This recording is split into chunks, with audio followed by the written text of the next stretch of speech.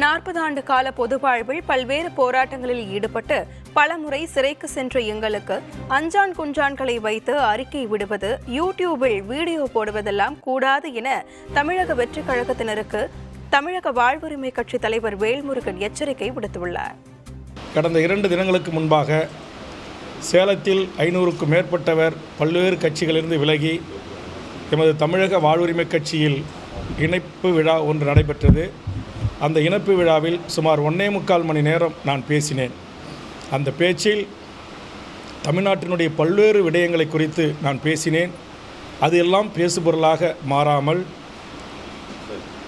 ஒரு உண்மைக்கு மாறான செய்தியை திரித்து வெளியிட்டு கொண்டிருக்கிறார்கள்.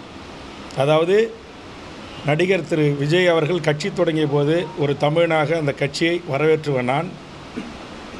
அதே நேரத்தில் அவர் ஒரு 10 ஆண்டு காலம் இந்த மண்ணுக்கும் மக்களுக்கும் தமிழ்நாட்டில் போராடுகின்ற ஜனநாயக சக்திகளோடு, போராளி இயக்கங்களோடு, அமைப்புகளோடு சேர்ந்து மக்களின் வாழ்வுரிமை பிரச்சனைகளுக்கு வீதிக்கு வந்து போராட வேண்டும், அதற்கு என்னுடைய முழு ஆதரவு உண்டு என்று தெரிவித்தவன்.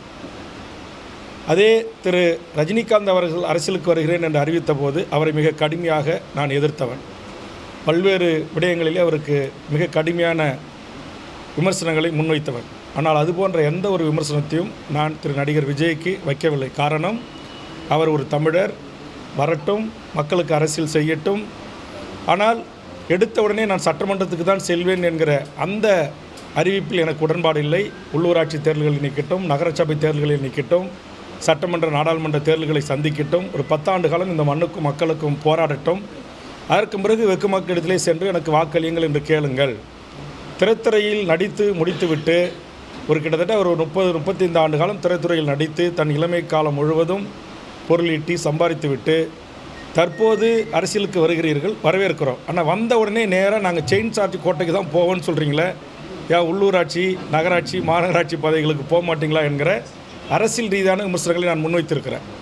ஆனால் சேலம் கூட்டத்தில் பல இளம் பெண்கள், பல கணவன் மனைவி, தாய் தந்தையோர் போடுகிற பெண்கள், பல சினிமா நிகழ்ச்சிகளில் அல்லது தொலைக்காட்சி நிகழ்ச்சிகளில் சினிமா கதாநாயகர்களையே தங்களுக்கான அவதார புருஷர்களாக நினைத்து கொண்டு அவர்களை கட்டிப்பிடிப்பது, முத்தமிடுவது, பெற்ற தாய் தந்தையின் முன்னிலையில் அது போன்ற அநாகரிக செயல்களில் ஈடுபடுவது, பல்வேறு ஊடகங்கள் பத்திரிகைகள் பார்க்கின்ற போது அதுபோன்று ஈடுபடுவது ஏற்புடையதல்ல என்று சொல்லிவிட்டு பல நடிகர்களின் பெயர்களை வரிசைப்படுத்தி இவருடைய நடிப்பை பாராட்டுங்கள், அதை நீங்கள் ரசியுங்கள், அதை நான் வேண்டாம் என்று சொல்ல மாட்டேன்.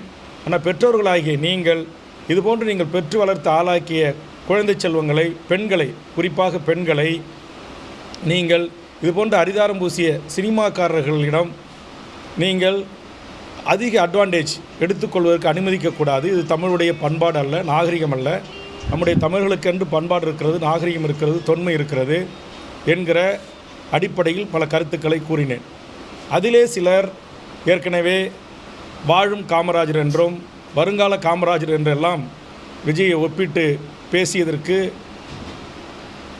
ஒரு பதில் சொல்வது போல், பெருந்தலைவர் காமராஜர் எவ்வளவு பெரிய மாபெரும் ஒரு தலைவர், அவரோடு ஓராண்டுக்கு முன்பு அரசியலுக்கு வந்த விஜய் எல்லாம் ஒப்பிட்டு பேசுவது ஏற்புடையதல்ல. அவருடைய தியாகம், அவருடைய அர்ப்பணிப்பு, அவருடைய நேர்மை, அவருடைய ஒழுக்கம், இதையெல்லாம் துளியும் இல்லாத பல சினிமா நடிகர்கள் திரைத்துறையில் வசனம் பேசுவதும் நடிப்பதும் அதுவே மூலதனமாக கொண்டு தமிழ்நாட்டின் ஆட்சி அதிகாரத்திற்கு வர துடிப்பதும் ஏற்புடையதல்ல.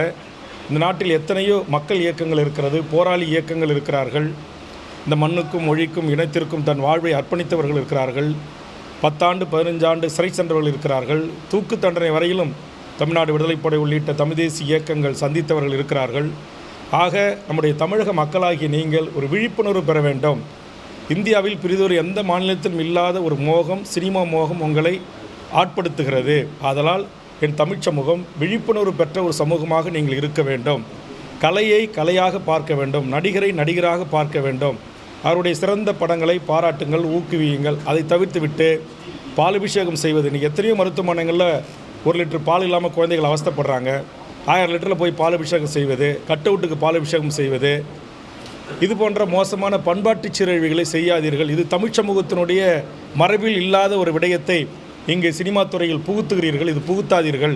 இது நம்முடைய பண்பாட்டு விடயங்களுக்கும் கலாச்சார நாகரிக விடயங்களுக்கும் எதிரானது என்று ஒரு அரசியல் கட்சி தலைவனாய் ஒரு 40 ஆண்டு காலம் பொது வாழ்வில் இருக்கக்கூடிய ஒருவனாய் என் கட்சியினர் என் முன்னால் அமர்ந்திருக்கக்கூடியவர்களுக்கு புதிதாக வந்தவர்களுக்கு நான் யார், என்னுடைய கடந்து வந்த பாதை என்ன, தமிழ்ச்சமூகம் எப்படிப்பட்ட தமிழ்ச்சமூகம், இது போன்று கட் அவுட்டு கலாச்சாரம், மண்சோறு சாப்பிட்றது, வேப்பிலை அரிஞ்சிக்கிறது, அம்மனமாக உடையை தவிர்த்துட்டு 100 நாள் படம் ஓடணுங்கிறதுக்காக திருப்பதிக்கு இங்கேருந்து பாத யாத்திரை போகிறது, உருண்டு பிறண்டு பழனி முருகன் கோயிலுக்கு போகிறது, இதெல்லாம் வேண்டாம்.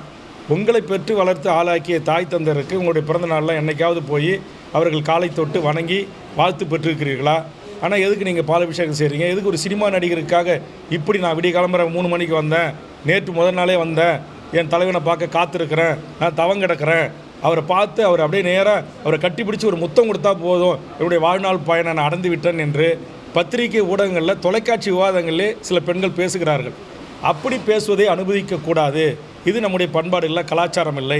இதை பெற்றோர்கள் அனுமதிக்கக்கூடாது. இப்படி செய்கின்றவர்களை நான் கடுமையாக கண்டித்து நான் பேசினேன்.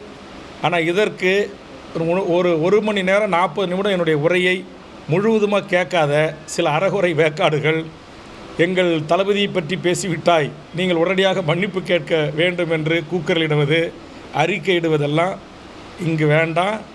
ரொம்ப நாகரிகத்தோடு சொல்கிறேன். நான் நேரடியாக அரசியல் களத்திற்கு வரவில்லை.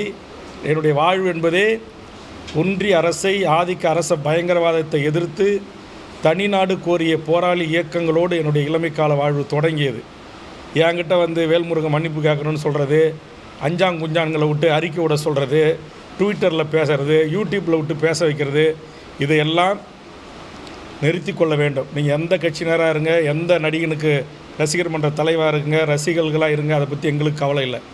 இந்த மண்ணையும் இந்த மக்களையும் 40 ஆண்டு காலம் நேசித்து இந்த மண்ணுக்காக எண்ணற்ற வழக்குகளையும் துன்பங்களையும் துயரங்களையும் தமிழுக்கும் தமிழர் நிலத்திற்கும் என் மொழிக்குமாக சந்தித்த வேல்முருகனாகிய நான், நீங்கள் அரசியலுக்கு வருகின்றேன் என்று சொல்லுகின்ற அல்ல வந்தவர்கள் யாராக இருந்தாலும் அந்த தவறை சுட்டி காட்டுவதற்கு எனக்கு உரிமை இருக்கிறது. அதை நான் சுட்டி காட்டியிருக்கிறேன். அதில் நான் பேசாத செய்தியை விஜய் எங்கேயாவது இளம்பெண்களை கட்டிப்பிடிச்சி முத்தமிட்டாருன்னு நான் சொல்லியிருக்கேனா? இல்லை அவர் பரிசு கொடுக்க வந்த இடத்துல அப்படி நடந்துக்கிட்டாருன்னு நான் சொல்லியிருக்கேனா? அப்படி சொல்லவே இல்லை. சொல்லாத ஒன்றை சொல்லியதாக நீங்கள் எடுத்துக்கொள்கிறீங்க. எத்தனை தொலைக்காட்சி விவாதங்களில் சினிமாக்காரங்களை போய் பெண்கள் இளம்பெண்கள் குடும்பத்தோட மாற்றான் மனைவி கணவன் முன்னே போய் தொலைக்காட்சியில் நேரடியாக என்கிட்ட சாட்சி இருக்குது, சொல்லுது, ஒரே ஒரு முறை உங்களை நான் கட்டிப்பிடிச்சி முத்தம் கொடுத்துக்கிட்டுமா அப்படின்று இளம் பெண்கள் கேட்ட ஆடியோ வீடியோக்கள் இருக்கிறது. அதே மாதிரி இன்றைக்கு பிக் பாஸில் ஒரு நிகழ்ச்சியில் மிக கேவலமான காட்சி அமைப்பு இருந்துச்சு. நான் உடனடியாக பத்திரிகையாளரை சந்தித்து இனி அது போன்ற காட்சிகள் இடம்பெற்றால் அதை தடுத்து நிறுத்துவேன், அதை முற்றுகையிடுவேன் என்று நான் அறிவித்தேன். அதுமாதிரி திரு ரஜினிகாந்த் அரசியலுக்கு வந்தபோது மிக கடுமையாக 15 வயதில் நான் கண்டித்து பேசியிருக்கிறேன். அதை என்னுடைய செல்லில் ஆவணம் இருக்குது, காட்டுறேன். ஆக ஏதோ இன்றைக்கு தான் நீங்கள் வேணுமா இன்றைக்கு திரு விஜய்க்கு ரசிகர்களாக வந்திருக்கலாம். என்னுடைய கண்டிப்பு என்பதும் என்னுடைய மக்களுக்கான போராட்டம் என்பதும் சுமார் 40 to 45 ஆண்டு காலம். ஆக இதையெல்லாம் கருத்தில் கொண்டு பேச வேண்டும். எல்லா அரசியல் கட்சி தலைவர்களையும் பேசுவது போல், எல்லா அரசியல் கட்சியினரையும் விமர்சனிப்பது போல் எங்கள் கட்சி தோழர்களை, எங்கள் தொண்டர்களை, நேற்றுக்கு பெய்த மழையில் இன்றைக்கு முளைத்த காளான்கள், தமிழ்நாட்டுடைய அரசியல் வாழ்வு வரலாறு தெரியாதவர்கள் பேச திரு விஜய் அவர்கள் அனுமதிக்கக்கூடாது. நான் ஒரு அரசியல் கட்சியினுடைய தலைவர் என்கிற முறையில் நான் பேசுகிறேன்.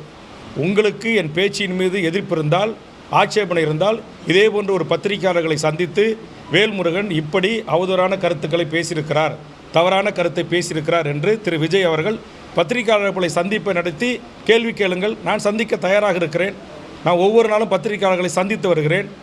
ஆனால் அதை விட்டுட்டு அஞ்சாங்குஞ்சான்களை விட்டு பேச வைப்பது, வீடியோ போட வைப்பது, ஃபேஸ்புக்கில் ட்விட்டரில் எழுத வைப்பது, இதையெல்லாம் வளர்ந்து வருகின்ற திரு நண்பர் விஜய் அவர்களுக்கு அழகல்ல. இதை உடனே விஜய் அவர்கள் தடுத்து நிறுத்த வேண்டும். இந்த வேல்முருகன் மன்னிப்பு கேட்க வேண்டும் என்றெல்லாம் தொலைக்காட்சியிலே அமர்ந்து கொண்டு பேசுவது, என்னை பிடிக்காத அரசியல் கட்சியினுடைய துணையோடு சேர்ந்து கொண்டு யூடியூப்பில் பேட்டி கொடுக்க வைப்பது, இதெல்லாம் தமிழர் நாகரிக அரசியலுக்கு அழகல்ல என்பதை நடிகர் விஜய் அவர்களுக்கு தெரிவித்துக் கொள்கிறேன்.